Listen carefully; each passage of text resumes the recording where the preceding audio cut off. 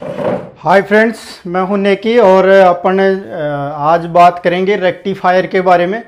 पहले अपन ने 20-25 video lectures electronics और पावर इलेक्ट्रॉनिक्स पे कंप्लीट कर चुके हैं और अब अपन बात करेंगे रेक्टिफायर के बारे में, क्योंकि रेक्टिफायर पेंडिंग रह गया था अपन ने पावर इलेक्ट्रॉनिक्स में एंटर कर गए। तो रेक्टिफायर आज पढ़ेंगे क्या दोस्तों? रेक्टिफायर दिष्टकारी, इसको क्या बोलेंगे अपन? दिष्टकारी। दिष्टकारी इसका मतलब क्या होता है दोस्तों? इसका मतलब होता है कि एसी को किस में बदलना? डीसी में। वो भी कैसी? पल्सेटिंग डीसी में बदलता है ये दोस्तों। किस में बदलता है? पल्सेटिंग। पहले तो नॉर्मली समझ लो दोस्तों, ये किस में बदलेगा? एसी को किस में बदलेगा? डीसी के अंदर बदलेगा। रेक्टिफायर का मतलब ये होता है एसी को किस में बदलना? डीसी में बदलना। अब देखो दोस्तों, अपन प्रैक्टिकल लाइफ में एक चीज देखते हैं हमेशा से कि भाई अपना जो मोबाइल चार्जर होता है वो कैसे काम करता है, या फिर अपने मोबाइल की बैटरी चार्ज कैसी होती है। तो उसका एक छोटा सा कॉन्सेप्ट है, वही रेक्टिफायर है, समझ लो आप। वही क्या है? एक रेक्टिफायर ही है उसके अंदर, रेक्टिफायर और कुछ भी नहीं है। अब वो कैसे काम करता है दोस्तों, इधर ध्यान दीजिए कि अपने जो स्विच बोर्ड होता है, कौन सा होता है दोस्तों? जैसे स्विच बोर्ड होता है, उसके अंदर टर्मिनल होते हैं 3, 1 2 3, एक न्यूट्रल होता है और मतलब एक ग्राउंड होता है, 2 न्यूट्रल और फेज होते हैं। तो अपने दोस्तों मानो कि दो से अपने 2 सप्लाई ली, 2 फेज ले लिए। क्या ले लिया अपने दोस्तों? 2 फेज ले लिया। अब अपना जो मोबाइल चार्जर होता है उसके अंदर लगा होता है क्या दोस्तों? एक लगा क्या होता है? ट्रांसफॉर्मर। क्या लगा होता है दोस्तों? ट्रांसफॉर्मर। और वो भी कौन सा ट्रांसफॉर्मर दोस्तों? वो भी कौन सा ट्रांसफॉर्मर? अपन दोस्तों इसकी भी बात करेंगे, स्टेप डाउन ट्रांसफॉर्मर। क्या लगा होता है दोस्तों? Step down transformer. फिर बहुत सारे इक्विपमेंट लगे होते हैं और फिर ये क्या लगा होता है? लोड से जुड़ा होता है। लोड से कह दो या फिर मोबाइल से कह दो। किससे कह दो दोस्तों? मोबाइल से कह दो, मोबाइल की बैटरी से, RL लोड। तो दोस्तों क्या होता है कि यहां से अपने को कितने वोल्टेज आता है इसके अंदर? ट्रांसफॉर्मर के अंदर 230 वोल्ट AC 50 हर्ट्ज पर। कितने हर्ट्ज पर दोस्तों? 50 हर्ट्ज पर। 230 वोल्टेज AC कितने हर्ट्ज पर? 50 हर्ट्ज पर मिलता है। ये कौन सा ट्रांसफॉर्मर होता है दोस्तों? Step down transformer. Step down transformer कौन सा होता है दोस्तों? Step down transformer. अब ये दोस्तों हर कंपनी के मोबाइल की चार्जिंग की अलग अलग कैपेसिटीज होती हैं। जैसे कोई होता है 3 वोल्ट पे काम करता है, कोई 5 वोल्ट पे, कोई 15 वोल्ट पे भी होता है। वो अलग अलग, जैसे कोई कंप्यूटर वगैरह हो या ट्रिमिंग मशीन वगैरह हो, या इनके अलग अलग होता है। फिर डायोड क्या करता है दोस्तों? अपन ने पहले पढ़ चुके हैं, AC को किस में बदलता है? DC में। और आगे कुछ फिल्टर एलिमेंट्स लगे होते हैं जो पल्सेटिंग डीसी को प्योर डीसी के अंदर बदल देते हैं। तो दोस्तों जो अपना मोबाइल प्रैक्टिकल लाइफ के अंदर देखते हैं, मैं यही तो दोस्तों आपको बता रहा हूं तो कि इलेक्ट्रीशियन थ्योरी एक ऐसी है जिसमें अपन जो थ्योरी पढ़ते हैं उसको प्रैक्टिकल रूप में भी क्या कर सकते हैं? देख सकते हैं। तो ये होता है दोस्तों स्विच से 230 वोल्ट की स्टेप ऑफ ट्रांसफॉर्मर को 5 वोल्ट, 3 वोल्ट या 15 वोल्ट के अंदर कन्वर्ट किया। डायोड लगा होता है, AC को पल्सेटिंग डीसी में बदला। फिर और मतलब फिल्टर वगैरह, रेगुलेटर वगैरह रहे होते हैं और वो प्योर में बदल देते हैं और अपन क्या कर लेते हैं?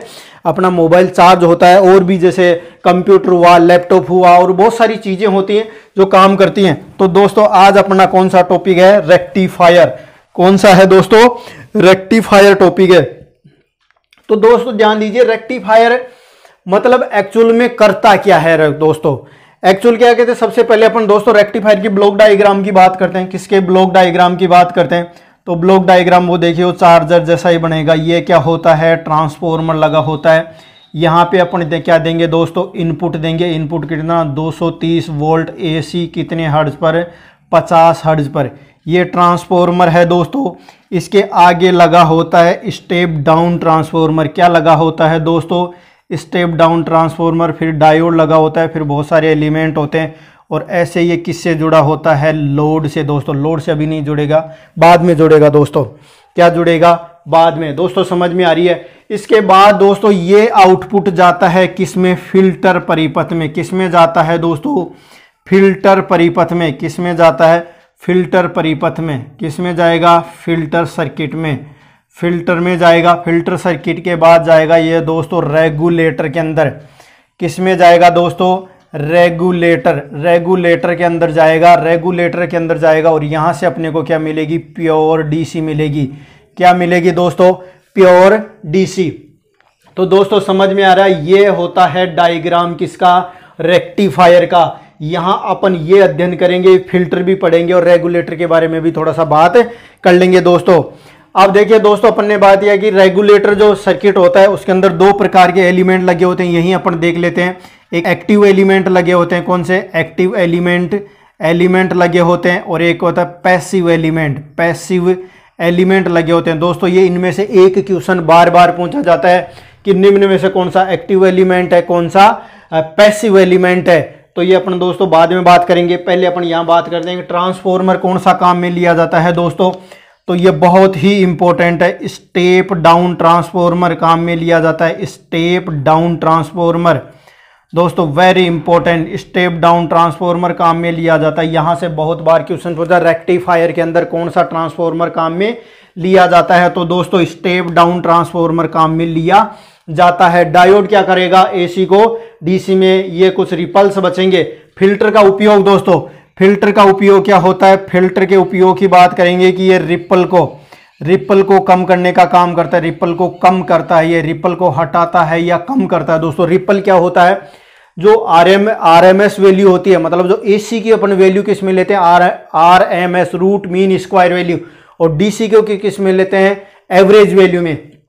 तो क्या होता है? रिपल क्या होता है? RMS value of AC component बटा हुआ या रेशियो, अनुपात किसका? एवरेज वैल्यू का। तो उसको क्या बोलते हैं? रिपल। मतलब कितना रिपल आता है, ऊपर वाले में कितना, नीचे वाले में भाग दे करके रिपल फैक्टर निकाल लेते हैं। ये फैक्टर का वो फॉर्मूला है। रिपल तो परिभाषा मतलब वेव फॉर्म। रिपल देखो दोस्तों ये होती है, जैसे डीसी बिल्कुल स्ट्रेट होनी चाहिए, पर ये ऐसे कुछ आती है अपने को, तो जो आगे पीछे मामूली सा डेविएशन हो रहा है, उसी को अपन क्या कहेंगे दोस्तों? रिपल। तो रिपल जो फिल्टर होते हैं वो दो सर्किट लेंगे, कौन से? एक पैसिव और एक कौन सा? Passive element. तो अपन यहां से जो पैसिव एलिमेंट रहेंगे कौन से?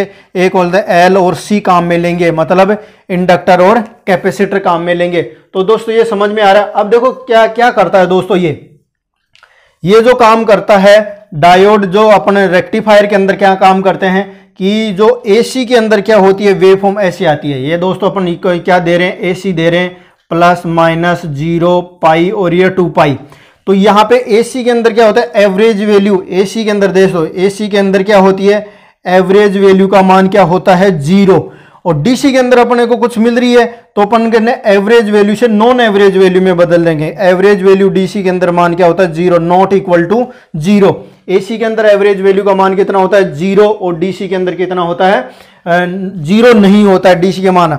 अब दोस्तों जो यहां अपने को इस रेक्टिफायर सर्किट में मिलेगी, वो देखो दोस्तों डीसी मिलेगी ऐसे, पल्सेटिंग डीसी। कैसी मिलेगी? Pulsating DC.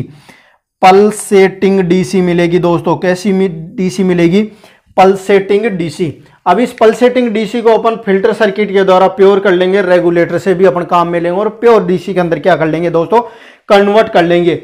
अब दोस्तों यदि ये होता है तो एसी भी पल्सेटिंग होती होगी। तो देखते हैं दोस्तों, एसी की पल्सेटिंग कुछ ऐसी दिखाई देती है कि एक हाफ वेव बड़ी हो जाती है, दूसरी छोटी हो जाती है, या पहली छोटी दूसरी बड़ी हो जाती है। इसको अपन क्या बोलेंगे? पल्सेटिंग एसी बोलेंगे। क्या बोलेंगे दोस्तों? Pulsating AC. क्या बोलते हैं दोस्तों इसको? Pulsating AC. तो रेक्टिफायर क्या करता है? औसत, शून्य औसत मान को किस में बोलता है? अशून्य औसत मान में क्या करता है? बदलने का काम करता है दोस्तों। तो दोस्तों इंट्रोडक्शन समझ में आया कि ये छोटा सा यहां समझ में आ गया। आगे अपन डायरेक्ट वैल्यू की बात करेंगे कि क्या होता है। यहां पर सप्लाई देते हैं, स्टेप डाउन ट्रांसफॉर्मर लगा होता है, यहां पे 5 वोल्ट, 3 वोल्ट, 15 वोल्ट कितने भी। उसके बाद अपने को पल्सेटिंग डीसी मिलती है। पल्सेटिंग बाद फिल्टर सर्किट काम में लेकर के अपन उसको कम कर देंगे और रेगुलेटर में डाल करके अपने को क्या मिल जाएगी? Pure DC. देखिए दोस्तों प्योर डीसी ऐसी होती है, बिल्कुल स्ट्रेट, बिल्कुल क्या होती है? स्ट्रेट होती है। तो दोस्तों समझ में आया रेगुलेटर का ब्लॉक डायग्राम कैसे काम करता है, इसके अंदर कौन कौन से कंपोनेंट हैं। फिल्टर, इसको फिल्टर बोलेंगे, इसको मतलब रेगुलेटर सर्किट बोलेंगे। फिर उसके बाद क्या लगा होता है? फिल्टर सर्किट लगा होता है। क्या लगा होता है दोस्तों? Filter circuit. उसके बाद क्या होता है? रेगुलेटर लगा होता है। फिर अपने को क्या मिलती है? प्योर डीसी मिलती है। क्या मिलती है दोस्तों? प्योर डीसी मिलती है। अब दोस्तों ये प्रैक्टिकल चीजें हैं, अपन इलेक्ट्रॉनिक्स के बिना इलेक्ट्रिकल का उपयोग नहीं कर पाते, इसीलिए तो इलेक्ट्रॉनिक एक इंपॉर्टेंट सब्जेक्ट होता है। भाई इलेक्ट्रिकल ने विद्युत धारा सप्लाई कर रही है, पर उसको कंट्रोल और उपयोग में कैसे लेंगे, ये काम कौन करता है? इलेक्ट्रॉनिक्स करती है। इसी कारण आज के पॉइंट ऑफ व्यू में क्या कि इलेक्ट्रॉनिक्स एक महत्वपूर्ण सब्जेक्ट हो जाता है। अब दोस्तों अपन टाइप्स की बात करें, क्या करें दोस्तों? टाइप्स की बात करें तो टाइप्स टाइप्स मतलब हाफ वेव रेक्टिफायर के टाइप्स दो प्रकार के होते हैं। मेनली किसके प्रकार के होते हैं दोस्तों? दो प्रकार के होते हैं। एक होता है half wave rectifier, half wave rectifier, half wave rectifier, जैसा कि दोस्तों नाम से हाफ वेव, इसको ऐसे भी बोलते हैं हाफ वेव रेक्टिफायर।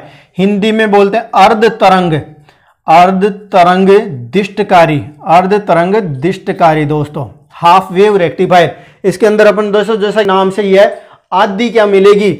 आधी तरंग मिलेगी, हाफ वेव ही मिलेगी। अब दोस्तों एक होता है full wave, full wave rectifier. क्या होता है दोस्तों? Full wave rectifier. अब दोस्तों फुल वेव रेक्टिफायर, पूर्ण तरंग रेक्टिफायर, पूर्ण तरंग दिष्टकारी, ये दो प्रकार का होता है। एक होता है सेंटर टेप, एक होता है centre tap, centre tap half wave full wave rectifier, full wave rectifier.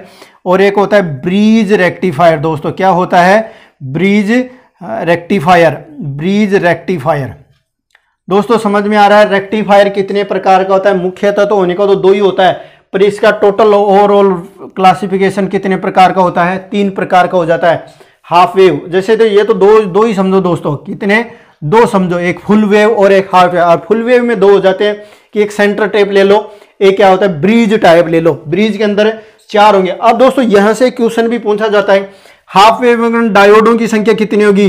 डायोडों की संख्या कितनी होगी? इसके अंदर 1 होती है, इसके अंदर डायोडों की संख्या 2 होती है, और इसके अंदर डायोडों की संख्या कितनी होती है दोस्तों? 4 होती है। कितनी होती है दोस्तों? 4 डायोडों की संख्या होती है। अब दोस्तों अपन इसकी डायग्राम की बात कर लेते हैं, भाई ये कैसे काम करेगा। ये अपन ने बात कर ली थी दोस्तों, यहां से अपने को मिलता है 230 वोल्ट AC 50 हर्ट्ज मिलेगा। फिर ये एक स्टेप अप डाउन ट्रांसफॉर्मर लगा होगा, स्टेप डाउन ट्रांसफॉर्मर लगा होता है, ये लगा होता है RL लोड। इसके सापेक्ष अपने को क्या मिलेगा? आउटपुट मिलता है दोस्तों। तो इसके अंदर क्या होता है दोस्तों, जैसे अपन ये AC साइकिल देते हैं, इसके अंदर क्या देते हैं? AC साइकिल धनात्मक और ऋणात्मक। तो केवल धनात्मक साइकिल का ही काम करता है। तो जो आउटपुट मिलता है अपने को दोस्तों वो इस तरह से मिलता है, धनात्मक साइकिल मिल जाएगा, फिर ऋणात्मक खाली रह जाएगी, फिर धनात्मक मिल जाएगा, ऐसे ही ये दोस्तों आगे चलता रहेगा। इसी के कारण इसको क्या कहेंगे अपन दोस्तों? Half wave rectifier. मतलब अपने को क्या मिलती है? आधी वेव लगाते हैं, फिर अपन को कट्टर वट्टर लगा करके इसको दोस्तों ऐसे कर लेते हैं, इसको ऐसे लेते हैं, पर वो आगे की बातें हैं दोस्तों। पर अपने को मिलता है बस ये हाफ वेव। ये क्या होता है? ये देखो जी, ये 0, ये पाई और ये 2 पाई। तो 0 से पाई मिल जाता है, पाई से 2 पाई अपने को फिर नहीं मिलता, फिर 0 से पाई अपने को मिल जाएगा। मतलब जो नेगेटिव साइकिल होती है, जो नीचे वाली साइकिल होती है, वो इसके अंदर नहीं आती है। इसी नीचे वाली साइकिल को पकड़ने के लिए अपन क्या किया? Centre tap transformer. देखो दोस्तों इसका भी ध्यान लगाओ, ये अपन ने बात कर ली कि ये ट्रांसफॉर्मर लगा होता है 230 वोल्ट AC। अब ये लगा स्टेप डाउन ट्रांसफॉर्मर लगा दिया। अब देखिए दोस्तों एक डायोड यहां लगा दिया, एक यहां से सेंटर टेप कर लो। क्या कर लो? Centre tape. ये टेप लगा दी, यहां अपन ने क्या लगा दिया? लोड। मतलब कि अपने को आउटपुट मिलेगा यहां पे, और एक डायोड अपन ने यहां लगा दिया दोस्तों। समझ में आ रही है दोस्तों? अब देखो दोस्तों जो डायोड D1 है इसको क्या बोलेंगे? D1। इस डायोड को क्या बोलेंगे? D2। देखो क्या कार्यविधि थोड़ी थोड़ी समझ लो, बाद में अपन डायरेक्ट पॉइंट्स के बारे में बात करेंगे यहाँ पे कि अपने को कौन कौन से पॉइंटों को क्या करना है? अध्ययन करना। Point of exam view, exam में कौन कौन से पूछे जाते हैं। यहाँ पर नॉर्मली क्रियाविधि पढ़ रहे हैं, फिर अपन डायरेक्ट एक टेबल के थ्रू पढ़ लेंगे, ताकि अलग अलग देखो इसके अंदर बहुत लंबा चौड़ा टाइम निकल जाता है। 2 क्वेश्चन, 1 और 2 फाइनल होते हैं, वो इस टेबल के अंदर से ही आपको पूछ ले जाएंगे। तो दोस्तों क्या होता है कि पॉजिटिव हाफ साइकिल, जैसे दोस्तों ये देखो पॉजिटिव हाफ साइकिल के अंदर D1 काम करेगा पॉजिटिव और ये नेगेटिव, 0 पाई और ये 2 पाई। तो दोस्तों ये डायोड काम करेगा 0 से, मतलब 0 से ज्यादा, 0 से पाई के बीच में ये काम करेगा, और पाई से 2 पाई के बीच में, मतलब नेगेटिव साइकिल के अंदर ये काम करेगा D2, और पॉजिटिव के अंदर ये करेगा। ध्यान रख लो दोस्तों, ये पॉजिटिव साइकिल के अंदर ये काम करेगा, नेगेटिव साइकिल के अंदर ये काम करेगा। पूछा जा सकता है सेंटर टेप ट्रांसफॉर्मर में कितने डायोड होते हैं? 2 होते हैं। पॉजिटिव हाफ साइकिल में कौन सा काम करता है? D1, और पॉजिटिव नेगेटिव हाफ साइकिल के अंदर कौन सा काम करता है? D2 डायोड काम करता है दोस्तों। ये आपको याद रखने की बातें हैं। अब दोस्तों अपन ब्रीज का भी बात कर लेते हैं। तो जैसे ब्रीज रेक्टिफायर के अंदर भी, तो ब्रीज के अंदर दोस्तों जैसा कि आप जानते हो ये बना लिया ट्रांसफॉर्मर, ये बना लिया, उसके बाद ये, अब उसके बाद अपन ने दोस्तों बना लेते हैं कि आप ब्रीज रेक्टिफायर। क्या बना लेते हैं दोस्तों? Bridge rectifier. क्या बनाएंगे अपन? Bridge rectifier. अब दोस्तों ये बना लिया डायोड, ये डायोड बना लिया, दोस्तों बना लिया गया, ध्यान दे रहा। अब यहाँ से अपन क्या लेते हैं, आर एल लोड ले लेते हैं। क्या ले लेते हैं दोस्तों, लोड। ऊपर वालों का जो डायरेक्शन होता है, ए का फॉरवर्ड में करेंगे, ए का किस में करेंगे दोस्तों, ए का फॉरवर्ड में करेंगे, ए का रिवर्स में करेंगे, ए का रिवर्स में। अब इनको वापस कर दो रिवर्स में और इनको भी सामने कर दो दोस्तों। तो ये हो गया दोस्तों ब्रिज रेक्टिफायर। अपने को दो जो लेंगे ये बैलेंस की स्थिति लेकर के। जो पहली हाफ साइकिल होती है पॉजिटिव हाफ साइकिल दोस्तों, अब मैं आपको बता देता हूं पॉजिटिव हाफ साइकिल के लिए पॉजिटिव और ये नेगेटिव। तो पॉजिटिव कैसे जाएगी, पॉजिटिव ऐसे जाएगी, ऐसे जा करके अपने को ऐसे प्राप्त हो जाएगी वन साइकिल। और नेगेटिव साइकिल की दोस्तों अपन बात करें तो नेगेटिव साइकिल ऐसे जाएगी। नेगेटिव साइकिल जो नेगेटिव वाली साइकिल होती है वो यूं जा करके अपने को यूं मिल जाएगी। तो दोस्तों अपने को दोनों साइकिलें मिल जाएंगे, ये पॉजिटिव ये नेगेटिव, फिर पॉजिटिव नेगेटिव अपने को आगे मिलते रहेंगे। तो दोस्तों अपन ने बात की डायोडों की संख्या, इनका मेन डायग्राम की संख्या और ये रेक्टिफायर की बात होगी। समझ में आ रही है दोस्तों। अपन पढ़ रहे हैं रेक्टिफायर। रेक्टिफायर दो प्रकार के, हाफ वेव फुल वेव दो प्रकार के, सेंटर टेप। और ये सेंटर टेप में दोस्तों ये कॉस्टली पड़ता है, क्योंकि ट्रांसफॉर्मर के अंदर टेपिंग करना एक महंगी पड़ जाती है। बात क्या पड़ जाती है, महंगा कॉस्टली पड़ जाता है। तो फुल वेव हाफ वेव अपन बात करें दोस्तों। रिपल फैक्टर की अपन ने बात करें, रिपल फैक्टर से बहुत बार क्वेश्चन पूछा जाता है।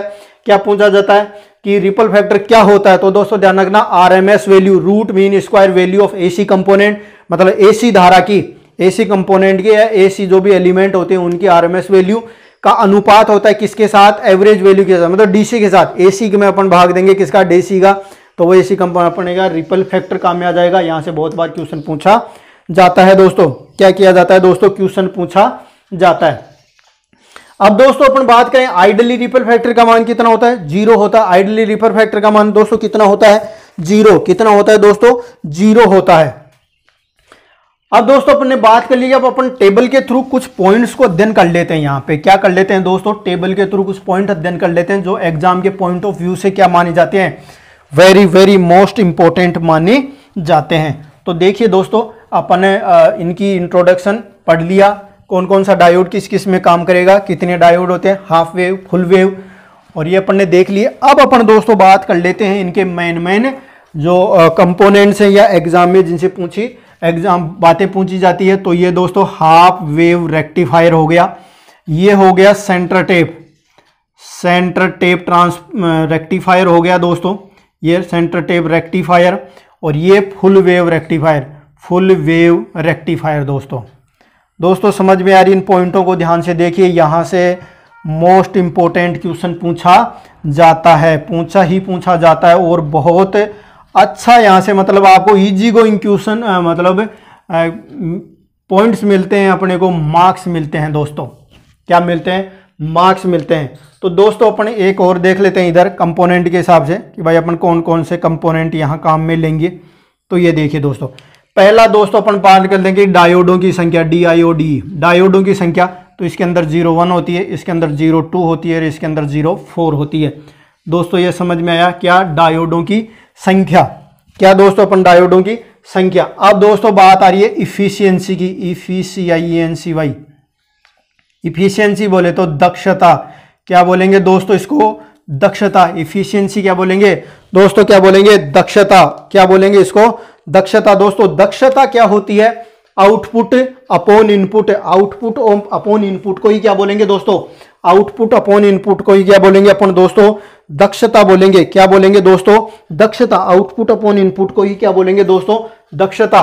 तो दक्षता दोस्तों कितनी होती है, ये होती है 48.6%।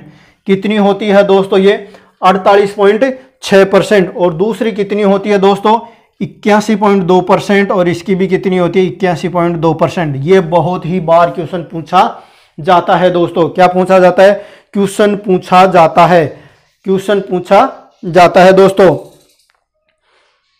क्या पूछा जाता है दोस्तों, क्वेश्चन पूछा जाता है। रेक्टिफायर इफिशियंसी बात करें अपन दोस्तों किसकी, अपन फ्रीक्वेंसी की बात करें, किसकी दोस्तों बात करें, फ्रीक्वेंसी। रेक्टिफायर फ्रीक्वेंसी की अपन बात करें, फ्रीक्वेंसी बोले तो आवर्ती। क्या बोलेंगे दोस्तों, आवर्ती की बात करें दोस्तों, आवर्ती। फ्रीक्वेंसी बोले तो आवर्ती, इसकी आवर्ती सेम होती है, मतलब 50 की 50 हर्ट्ज। इसकी कितनी होती है, 2f 100 हर्ट्ज हो जाती है और इसकी भी 100 हर्ट्ज हो जाती है। फ्रीक्वेंसी मल्टीप्लाई हो जाती है दोस्तों, यहां से क्या हो जाती है, फ्रीक्वेंसी मल्टीप्लाई हो जाती है। फ्रीक्वेंसी क्या हो जाएगी दोस्तों, मल्टीप्लाई हो जाएगी। पहला अपन ने पढ़ा डायोड, फिर दक्षता 48.6, 81.2 और 81.2 सेम होती है। अब अपन दोस्तों पढ़ते हैं आईडीसी मतलब आउटपुट धारा का मान। आईडीसी आउटपुट धारा का मान, आईडीसी मतलब आउटपुट धारा का मान। तो ये दोस्तों होता है आई एम अपॉन पाई। क्या होता है दोस्तों, आई अपॉन पाई मतलब मैक्सिमम धारा। मैक्सिमम धारा ये होता है 2Im upon pi, 2I upon pi. ये पाई का मान तो दोस्तों आप जानते हो 2Im अपॉन पाई, 22/7 या 2.14। बात समझ में आ रही है दोस्तों। अब अपन बात करें रिपल फैक्टर का मान। क्या बात करें अपन दोस्तों, रिपल फैक्टर का मान। रिपल फैक्टर, रिपल फैक्टर या रिपल गुणांक, इसको क्या बोलते हैं, रिपल गुणांक भी बोलते हैं दोस्तों। रिपल फैक्टर, रिपल गुणांक, रिपल गुणांक 1.21 होता है दोस्तों। कितना होता है, 1.21 होता है। कितना होता है, 1.21, 0.482, 0.8482। क्या हो गया दोस्तों, 0.482 यहां से हो गया दोस्तों। अब आती है दोस्तों एक PIV, पीक इनवर्स वोल्टेज मतलब नेगेटिव वाला। पीक इनवर्स वोल्टेज दोस्तों अपन इसकी बात कर चुके हैं पहले। क्या कर चुके हैं दोस्तों, बात कर चुके हैं PIV rating. PIV peak inverse voltage तो ये होता है VVM, इसका 2VM और इसका भी क्या होता है दोस्तों VM। इसका क्या होगा, VM ही होगा, 2VM नहीं होगा दोस्तों। यहां तक दोस्तों समझ में आ रही है बात आपको। ये टेबल वेरी इंपॉर्टेंट है, अपन ने थोड़ी क्रियाविधि पहले पढ़ ली। अब दोस्तों यहां से डायोडों की संख्या, इजी गोइंग क्वेश्चन, ये सारी चीजें मोस्ट हैं दोस्तों। इसको मोस्ट इंपॉर्टेंट लगा के आप याद कर लो। यहां से पूछी जाती है डायोडों की संख्या। हाफ वेव रेक्टिफायर में कितने डायोड, 1, सेंटर टेप में 2, फुल वेव मतलब फुल वेव कह दो या ब्रीज कह दो, इसको क्या कह दो अपन, ब्रीज कह दो दोस्तों। ब्रीज के अंदर 4।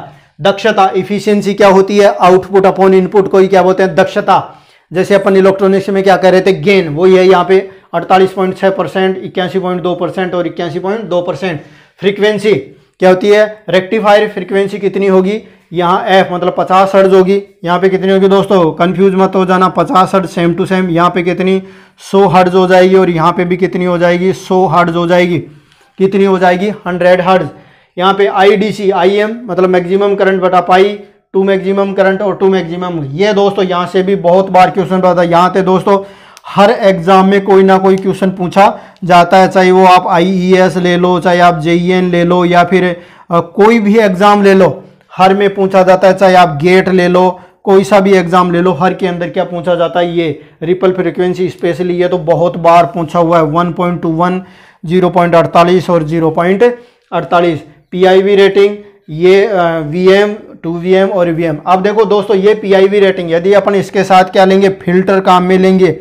फिल्टर के साथ अपन दोस्तों यदि काम में लेंगे half wave rectifier with capacitor filter, किसके कौन से फिल्टर के साथ, कैपेसिटर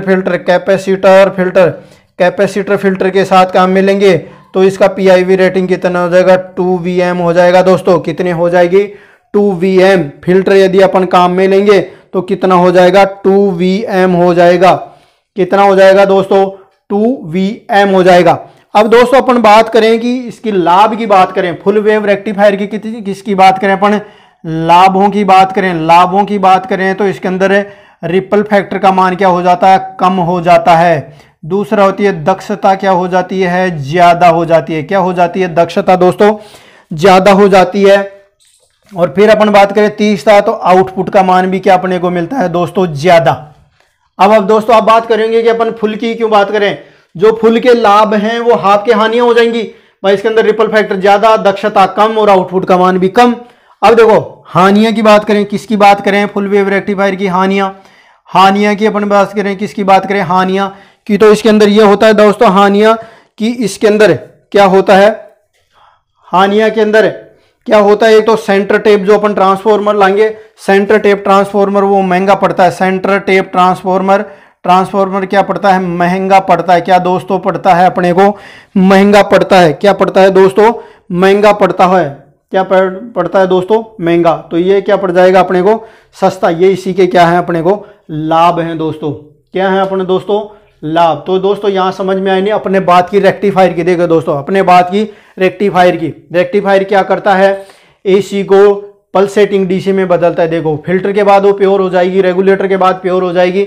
अपन ने फिर बात की है रेक्टिफायर दो प्रकार के होते हैं, फुल वेव हाफ वेव और फुल वेव, दो प्रकार के होते हैं। फुल वेव भी दो प्रकार के, सेंटर टेप और एक ब्रिज रेक्टिफायर। हाफ वेव के अंदर एक डायोड, उसके अंदर सेंटर टेप के अंदर दो और रेक्टिफायर के अंदर 4 हो जाएंगे।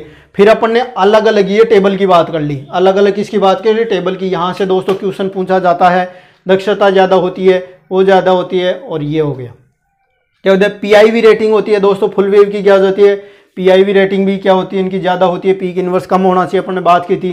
तो ये चीज़ें कैपेसिटर, हाँ दोस्तों नोट लगा लो, कैपेसिटर के साथ क्या हो जाता है, कैपेसिटर के बाद साथ क्या हो जाता है, इसकी पीआईवी रेटिंग क्या हो जाती है, ज़्यादा होती है। अब दोस्तों हाफ वेव रेक्टिफायर की अपन बात कर लेते हैं, किसकी, हाफ वेव रेक्टिफायर की। हाफ वेव रेक्टिफायर की अपन बात कर लेंगे, फ्रॉम फैक्टर की बात करें, फ्रॉम फैक्टर, और फिर बात करें अपन दोस्तों किसकी, पीक फैक्टर की। ये बहुत बार क्वेश्चन पूछा था, पीक फैक्टर का मान क्या होता है, 2 दोस्तों, क्या होता है, 2 क्या होता है दोस्तों, 2 होता है। कितना होता है दोस्तों, 2 होता है।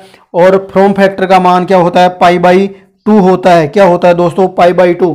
पीक फैक्टर का मान कितना होगा, 2 होगा, और फ्रॉम फैक्टर का मान क्या होगा दोस्तों, 2 होगा। यहां तक दोस्तों समझ में आ रही है, कई बार पूछ लिया जाता है। ये नोट वाले क्वेश्चन ध्यान रखना, ये नोट 2 है, ये नोट 1 है। कैपेसिटर, ये हाफ वेव रेक्टिफायर में कैपेसिटर फिल्टर के साथ क्या हो जाएगा, पीआईवी कितना हो जाएगा, 2Vm, और half wave rectifier from factor का मान π/2 होता है, और पीक फैक्टर का मान कितना होता है, 2 होता है। कितना होता है दोस्तों, 2 होता है। अब यहां से दोस्तों अपना रेक्टिफायर कंप्लीट हो जाता है, पर इसके अंदर कई बार नहीं बहुत बार फिल्टर से क्वेश्चन पूछ लिए गए। रेक्टिफायर से आपको कोई नहीं पूछेगा, फिर आप दोगे भले ये तो अपने आउट ऑफ सिलेबस हो गया। क्या हो गया दोस्तों, आउट ऑफ सिलेबस। तो अपन बात करेंगे कि अपने सिलेबस के अंदर अपन किसकी बात करेंगे, फिल्टर की बात करेंगे, और फिर एक रेगुलेटर के लिए किसकी बात करेंगे, ब्लीडर रजिस्टर की बात कर लेंगे। किसकी बात कर लेंगे अपन, ब्लीडर रजिस्टर की बात करेंगे। किसकी बात करेंगे दोस्तों, ब्लीडर रजिस्टर की। तो वैसे दोस्तों होने को तो फिल्टर काफ़ी सारे होते हैं, पर जो अपने उपयोग में आएंगे उनकी बात करेंगे। पहले बात कर लेते हैं अपन दोस्तों, पहले किसकी बात करें अपन, कैपेसिटर फिल्टर की। कैपेसिटर फिल्टर किसकी बात करें दोस्तों, कैपेसिटर फिल्टर की बात कर लेते हैं। किसकी बात कर लेते हैं, कैपेसिटर फिल्टर की। तो अपन ने दोस्तों पहले बात की थी कि ये क्या लगा होता है, ट्रांसफॉर्मर लगा होता है, स्टेप, फिर क्या होता है, डायोड होता है, फिर ऐसे चलता रहता है। फिर अपन ने यहाँ क्या है, किसकी बात की थी, फिल्टर की बात की थी दोस्तों। किसकी बात की थी, फिल्टर में अपन ने बात की थी एलसी फिल्टर अपन काम में लेंगे। तो एलसी फिल्टर की अपन बात करते हैं, तो पहले किसकी बात कर लेते हैं, कैपेसिटर फिल्टर की। किसकी बात कर रहे हैं दोस्तों, कैपेसिटर फिल्टर की। तो दोस्तों ये हो गया, आगे बढ़ रहा है। ये यहाँ तक क्या था, रेक्टिफायर था, ये क्या था, रेक्टिफायर। ये क्या है, फिल्टर के अंदर अपन दोस्तों यहाँ क्या लगा देंगे, क्या कैपेसिटर, क्या लगा देंगे कैपेसिटर। यहाँ पे अपन क्या लगा देंगे, लोड RL, जहाँ से अपने को क्या मिलेगा, आउटपुट मिलेगा। अब दोस्तों आपसे मेरा ये क्वेश्चन है कि कैपेसिटर को हमेशा पैरेलल में ही क्यों लगाया जाता है, पैरेलल फिलोनिमा क्यों माना जाता है। या फिर दोस्तों अपना क्वेश्चन है कि कैपेसिटर की जो शक्ल होती है वो ऐसे ही क्यों होती है, दूसरी क्यों नहीं बनाएगी। आप कमेंट बॉक्स में अपना आंसर दे, कमेंट बॉक्स में इसका आंसर देना दोस्तों, कमेंट बॉक्स में इसका आंसर दे कि कैपेसिटर की शक्ल या इसकी बनावट ऐसी ही क्यों बनाई गई। आप कमेंट बॉक्स में आंसर दे। अब दोस्तों जो कैपेसिटर बैंक अपन ने लगा दिया, कैपेसिटर क्या लगा दिया, बैंक मतलब कैपेसिटर किसके अंदर लगा दिया, पैरेलल के अंदर लगा दिया। किसके लिए, फिल्टर के लिए। तो ये क्या करेगा, रिपल फैक्टर को क्या करेगा, रिपल फैक्टर कितना मिल रहा था अपने को, हाफ वेव में 1.1 और उसके अंदर कितना पड़ेगा 0.48.2। तो ये क्या कर देगा, कम कर देगा। तो ये किसके लिए काम में आ जाता है, हैवियर लोड के लिए काम में आ जाता है। हैवियर लोड जिसके अंदर लगा होता है या ज्यादा लोड के अंदर ये काम में आता है दोस्तों। अब रिपल फैक्टर का इसके अंदर क्या फर्क पड़ता है दोस्तों, रिपल फैक्टर क्या होता है, समानुपाती 1/CRL के होता है, RL के होता है। मतलब दोस्तों कैपेसिटर का मान जितना ज्यादा होगा, रिपल फैक्टर का मान भी क्या होगा, उतना ही क्या हो जाएगा, कम हो जाएगा दोस्तों। ये ध्यान रखना, दो चीजें बस, हेवियर लोड मतलब ज्यादा लोड के अंदर काम में आ जाता है, ज्यादा लोड वाले जो फिल्टर काम में लेते हैं उनके अंदर काम में आता है। कैपेसिटर का मान जितना ज्यादा होगा, रिपल फैक्टर का मान उतना ही कम होगा। इनवर्सली प्रोपोर्शनल क्या होता है, इसके अंदर रिलेशन होता है, व्युत्क्रमानुपाती संबंध होता है। क्या होता है दोस्तों? व्युत्क्रमानुपाती संबंध होता है। अब अपन बात करें दोस्तों दूसरे फिल्टर की। किसकी बात करें अपन? दूसरे फिल्टर की। दूसरे फिल्टर की बात करें अपन इंडक्टर फिल्टर। किसकी बात करेंगे दोस्तों? Inductor filter. Inductor filter. अब अपन दोस्तों यही है सेम टू सेम। इसके अंदर अपन यहाँ पे क्या लगा लेंगे? इंडक्टर लगा लेंगे L, और ये क्या हो गया? Load RL। यहाँ अपने को क्या मिलेगा? आउटपुट। आउटपुट क्या मिलेगा दोस्तों? आउटपुट। ये जो इंडक्टर काम में लिया जाता है वो कहता है लाइट लोड के लिए, हल्के लोड के लिए। लाइट लोड, लाइट लोड मतलब हल्का लोड के लिए काम में आता है। वही चीज़ है RF समानुपाती किसके होता है? अपन L और डॉट RL के।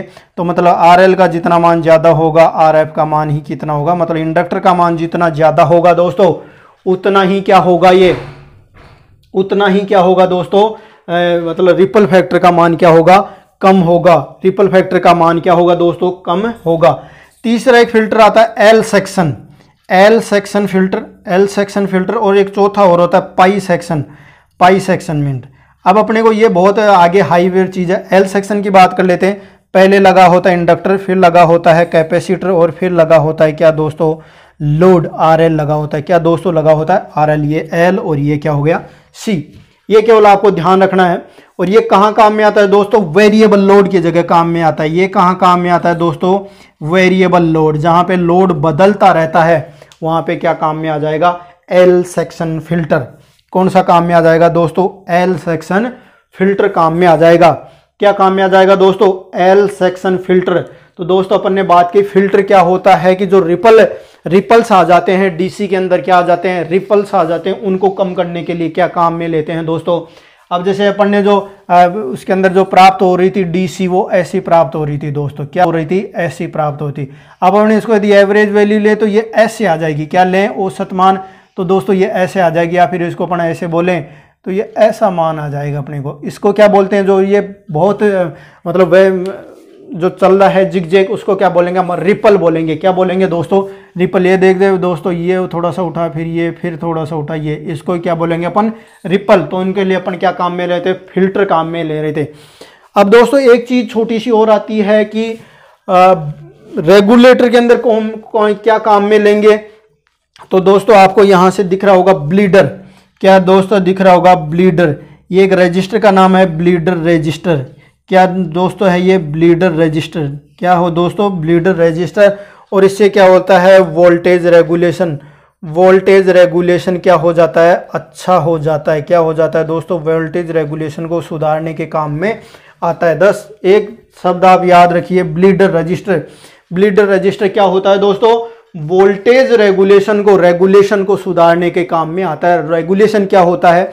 रेगुलेशन दोस्तों एक चीज होती है, मतलब VFL VNL मतलब वोल्टेज अनलोड के समय माइनस वोल्टेज फुल लोड के समय अपॉन वोल्टेज के फुल लोड के समय के बतन औसत उसको अनुपात को ही क्या करना अपन वोल्टेज रेगुलेशन पर। आप ध्यान रखिए कि वोल्टेज मतलब रेक्टिफायर के अंदर, रेगुलेटर के अंदर अपन क्या लाएंगे? ब्लीडर रजिस्टर काम में लेंगे, जो क्या करेगा? रेगुलेशन को क्या करेगा? अच्छा, तो दोस्तों ये चीज अपन ने पढ़ ली कि रेक्टिफायर क्या होता है। रेक्टिफायर एसी को डीसी में बदलेगा, या फिर क्या करेंगे कि जीरो औसत मान को अशून्य औसत मान में, शून्य औसत मान को अशून्य औसत मान में बदलेगा। उसके बाद 2 फिल्टर और 2 फुल के भी 2 सेंटर टेप। और ये अपन ने टेबल की बात की, टेबल में से क्वेश्चन बार बार पूछे जाते हैं। उसके बाद अपन ने दोस्तों फिल्टरों की बात कर ली, 4 प्रकार, कैपेसिटर, इंडक्टर, L सेक्शन और पाई सेक्शन। कैपेसिटर का में कहाँ आता है? Heavier load. कैपेसिटर का मान जितना ज़्यादा, रेक्टिफायर मतलब रिपल फैक्टर का मान उतना ही कम। इंडक्टर लाइट लोड, हल्के लोडों के लिए काम में आता है। इसके अंदर वही है, इंडक्टर का मान जितना ज़्यादा और ये रिपल फैक्टर का मान भी क्या होता है? उतना ही कम हो जाता है। उतना ही क्या हो जाता है दोस्तों? कम हो जाता है। L सेक्शन वेरिएबल लोड, मतलब जो लोड बदलता रहता है, कभी ज़्यादा कभी कम, कभी ज़्यादा कभी कम, तो यहाँ रहते हैं। तो दोस्तों वीडियो अच्छा लगा तो लाइक कीजिए, शेयर कीजिए, सब्सक्राइब कीजिए। जय हिंद, जय भारत।